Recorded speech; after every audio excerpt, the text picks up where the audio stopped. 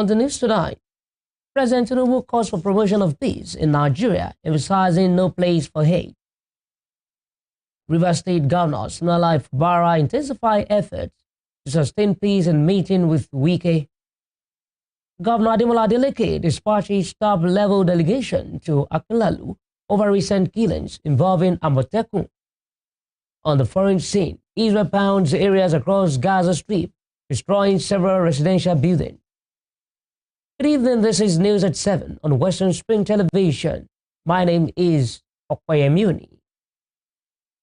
We begin here in Nigeria, where President Bola Tinubu has called for the promotion of peace in Nigeria, emphasizing that there is no place for hate. He made remarks on Saturday in Jos Plateau State during the burial ceremony of Nana Lydia Iwalda, the mother of the national chairman of the All Progressives Congress, APC, Professor Nantawe Iwalda. Addressing the clergy and all at the level at the event, President Tinubu urged them to champion peace as a vital step towards fostering national unity. He noted that this was an opportunity to promote the unity needed, as hate is not an option, adding that Nigerians must love one another, as nobody determines what God has ordained. Emphasizing that hate is not an option for Nigerians, Tinubu highlighted his personal example of religious tolerance, noting that he is a Muslim while his wife is a Christian pastor. President Tinubu declared that he has a mission to unite Nigerians and assure Christian communities in northern Nigeria of his administration's commitment to ensuring fairness among all religions in the country. Our deeds, character, our love for our fellow beings is what is important. Not the main problem. The Almighty to pray to accept the soul of India and give all that she left behind a blessing and glory. To say, they are so rest in peace. Thank you very much. The turnout must be a way to promote unity, contentment, satisfaction, and productive leadership for our nation. We have a big challenge. Thank God for the government. To the clergy, thank you very much for the solemn visit. Thank you for the promotion of peace, stability, and friendliness. Hate is not an option for us. Love is what we do, and we will love one another. Meantime, Plateau State Governor Caleb Mutfwang has described President Bola Tinubu's visit to the state as a strong symbol of national unity and solidarity among Nigerians. In a statement issued on behalf of the government and peace-loving people of Plateau State, Governor Mutfwang said the president's presence at the final interment service of Mama Lydia Iwalda, mother of the national chairman of the All Progressives Congress, APC, and Tawe Iwalda, reflected his deep respect, empathy, and commitment to the unity of the country. Governor Mutfwang also extended appreciation to the Senate President, Godswill Akpabio, Speaker of the House of Representatives, Abbas Tajuddin, members of the National Assembly, fellow governors, and members of the Federal Executive Council, who accompanied the President to the event. He said Plateau State looks forward to welcoming the President again, soon to witness firsthand the transformation and renewed hope taking shape across the state. So while the 2023 presidential candidate of the People's Democratic Party, Atiku Abubakar, has criticized President Bola Tinubu for his visit to Plateau State on Saturday. The president was in Jos, the state capital, for the burial of Lydia Iwalda, the mother of the chairman of the All Progressives Congress, APC, Professor Nantawe Iwalda. In a post on his ex-handle, the former vice president expressed disappointment that President Tinubu overlooked victims of insecurity in the affected regions, opting instead to attend what he termed a political funeral.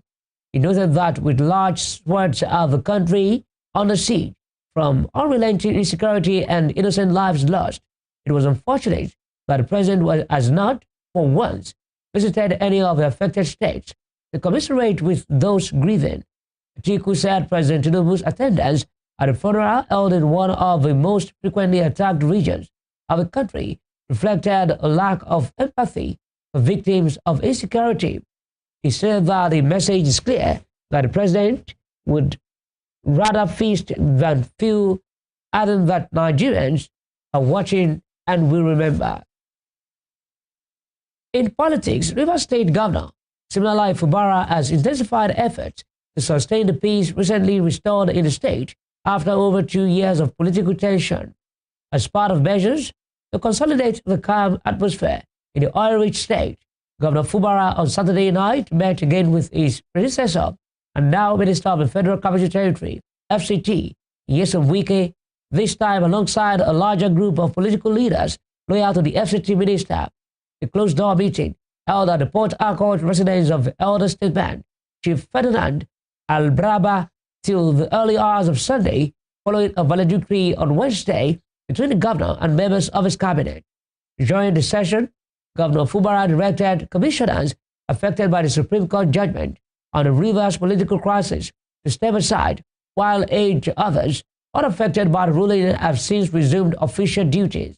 Although details of the governor's meeting with Wike and his allies were not disclosed, it is believed that both leaders are aligning efforts to uphold the peace accord reached under President Bola Tinubu during the 6-month emergency rule in the state.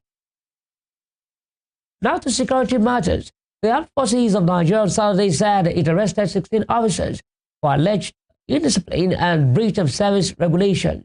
The military said investigations showed that the grievances of the arrested officers were linked to repeated failure in promotion examinations and perceived career stagnation.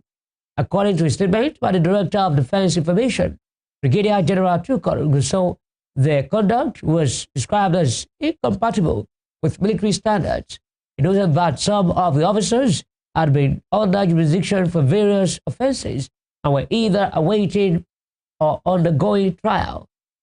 He stated that those indicted at the end of the investigation would face military disciplinary process in line with established procedures. He further stressed that the military would not tolerate behavior that undermines its integrity or threatens its constitutional role. Here in Osun State, Governor Adebola Adeleke has dispatched a top-level government delegation to Akilalu over recent killings involving the Amotekun security outfit. A statement by spokesperson Olawale Rasheed confirmed that the governor has ordered a full investigation into the matter. He commiserated with all those who lost loved ones in the tragic incident and prayed to God to comfort them. It disclosed that a State Security Council meeting has been scheduled for Monday to further deliberate on the issue and other emerging security threats in the state. The governor vowed to dig into the root of the fatal encounter between the people of the town and the Amotekun Security Service, directing that a high-powered delegation of government and service chiefs visit the affected town. In Ondo, the State Police Command has directed 10 robbery suspects over arrested 10 robbery suspects over an attack in Igoba, a community in Akure North local government area of the state. The hoodlums armed with guns were reported to have stormed the community on Thursday, injuring some residents and carting away some of their properties. The Public Relations Officer of Ondo State Police Command, DSP Olushola Anyolade, confirmed the incident in a statement on Sunday. He said that policemen swung into action and arrested 10 suspected criminals. The command spokesperson disclosed that the suspects had confessed to their various roles in the attack and would all be charged to court upon the completion of investigations. Ayolade concluded that some dangerous items were recovered from the suspects, including 2 locally fabricated pistols, 1 single-barrel gun, several rounds of live ammunition, assorted charms, knives, and machetes. The National Drug Law Enforcement Agency, NDLEA, said it has dismantled 2 major drug cartels behind 6 cocaine consignments destined for the United Kingdom. The operations, carried out over 3 weeks across Lagos, led to the arrest of 6 suspects, including the alleged kingpin, Alhaji Ahmed Ode. According to a statement by the agency spokesperson, Femi Babafemi, on Sunday, the operation began on September 16, 2025, when NDLEA officers at the Murtala Mohammed International Airport, Lagos, intercepted 174 parcels of cocaine weighing 13.4 kilograms hidden in cocoa butter body cream containers. It said the syndicates concealed drugs in stainless cups, body creams, and air gel containers. Babafemi said a cargo agent was arrested and further investigation linked the consignment to Ode, who was later apprehended with the cooperation of the police and during interrogation. Ode admitted ownership of the drugs, which he claimed to have purchased for over 150 million naira. Elsewhere, the Ogun State Traffic Compliance and Enforcement Agency has apologized to the Dangote Group for erroneously attributing the truck involved in the accident that occurred along the Alapoka axis of the Papalanto Ilaro Road on Friday night to the organization. The trace spokesperson Babatunde Akinbiyi disclosed this in a statement released on Sunday. It said that it had been reported on Saturday that the accident claimed 5 lives after the truck rammed into a tricycle. Akinbiyi had noted that the truck suffered brake failure before it rammed into the tricycle. Clarifying the incident on Sunday, Akinbiyi disclosed that the erroneous identification of the truck was accidental and was not aimed at causing any embarrassment to the Dangote brand. He concluded that the agency remains committed to professionalism and a cordial relationship with its stakeholders. In other news, the Socio-Economic Rights and Accountability Project, SERAP, has demanded that all 30 state governors and the Minister of the Federal Capital Territory, Nyesom Wike, publicly disclose how they have spent the trillions of naira received from fuel subsidy savings since the policy's removal in 2023. According to a statement released by the Deputy Director, SERAP, Kolawole Oluwadare, on Sunday, the group urged governors and the FCT Minister to provide details of the plans on how subsequent fuel subsidy savings they expect to collect from FARC allocations, including details of any planned projects on which the money will be spent.